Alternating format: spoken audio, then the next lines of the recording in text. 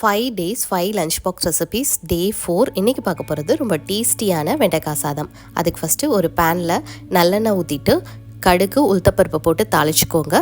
இதோட கொஞ்சம் வேர்க்கடலையும் சேர்த்து நல்லா ஃப்ரை பண்ணிக்கோங்க.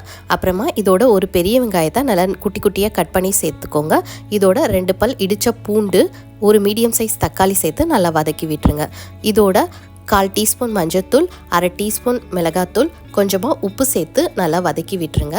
நல்லா வதக்கி விட்டுட்டு இதோட கட் பண்ண வெண்டைக்காயும் சேர்த்து நல்லா வதக்கிக்கோங்க. மூடி போட்டு மூடி ஒரு 10 மினிட்ஸ் அடுப்பை மீடியம் ஃப்ளேம்லேயே வச்சு குக் பண்ணி எடுத்துக்கோங்க.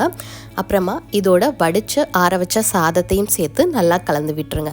நல்லா கலந்ததுக்கப்புறம் இதோட லாஸ்ட்டாக ஒரு டேபிள் ஸ்பூன் நெய் விட்டுட்டு நல்லா கலந்து விட்டு இறக்குனீங்கன்னா சூப்பரான ரொம்ப டேஸ்டியான வெண்டைக்காய் சாதம் ரெடி.